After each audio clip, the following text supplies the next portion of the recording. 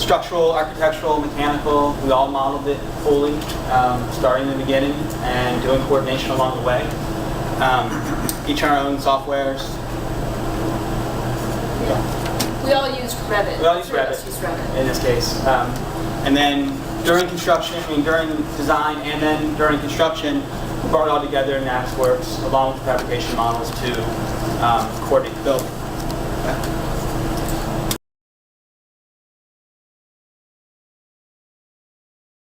So this is the AIA E202 document. It's the BIM document that AIA provides.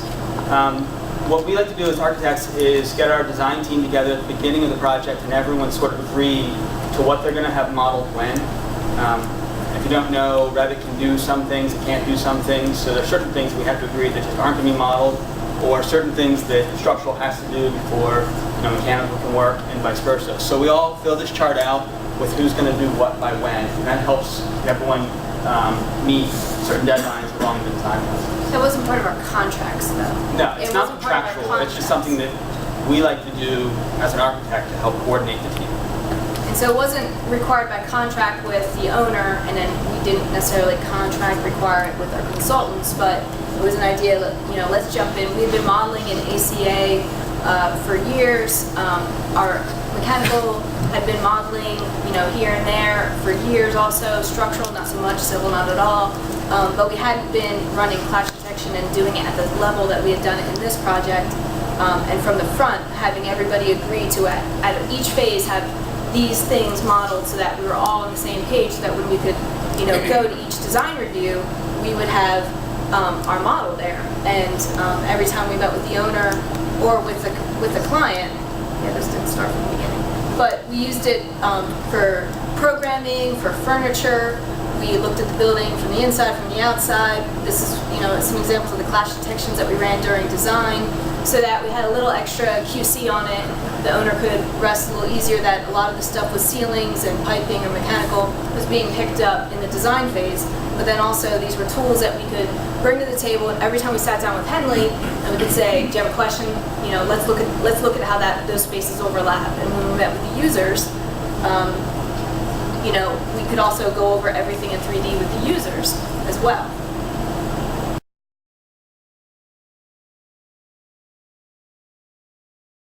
So a lot of times we forget that the end users, the teachers and the staff, are kind of mystified by two-dimensional drawings and really can't read them very well. So this is a really effective way of kind of enabling them to visualize what we were doing with the spaces.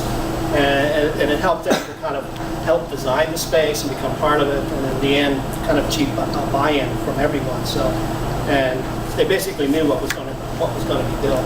And the thing about this is you're able to pull in pieces and switch out pieces kind of in real time right there in front of them, and move in different types of furniture. Right. When they asked us, I don't believe that kidney-shaped table would actually fit, and we could say, well, let's pop one in Pull and up show a you. table It will and fit. see how it works. Or my classroom is, it looks too small. I can never fit, kids in there. And so we'll show them right there, at the table. And we could talk about finishes a little bit and views and throw up camera views for them right there. So it's very helpful.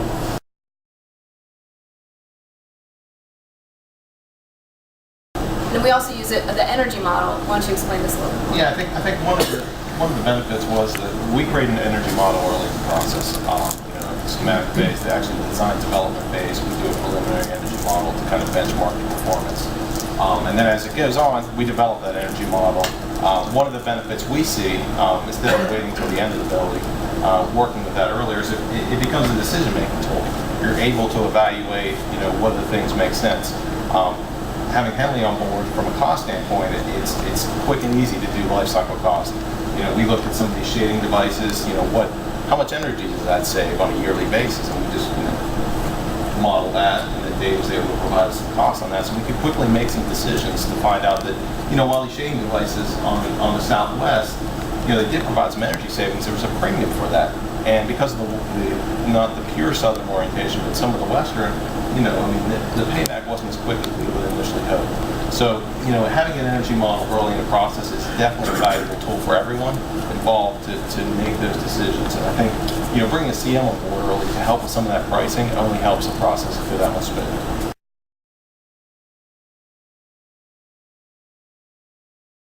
Obviously, since we use the BIM process during design, our structural mechanical is all coordinated. Fitting the sprinklers in is, of course, the biggest issue that we had, and also some of the fittings and more developed miscellaneous metals that get brought in during the fabrication process also caused clashes that we had to solve. Well, and we turned over our design model to Henley, and they distributed it to these divisions, 5, 13, 16, and 15, but they created their own fabrication models because they don't necessarily use Revit or Navisworks. They create their fabrication models out of their own programs because sometimes they model it and then the steel guy sends it to the steel shop to actually make them. So they were modeling, like I said, the fittings, the flanges, the fasteners, and everything. Also, that we didn't take into account that were maybe performance spec or designed in there, but because they could ask questions of Henley in front of the owner, they could ask questions about the design intent to Mike and the CA team from Posey. And so RFI-wise, there were not a lot. I mean, if they were in this beginning, in these first couple of months before anybody put anything in a shop or brought anything to a job site. A lot of those things were hammered out.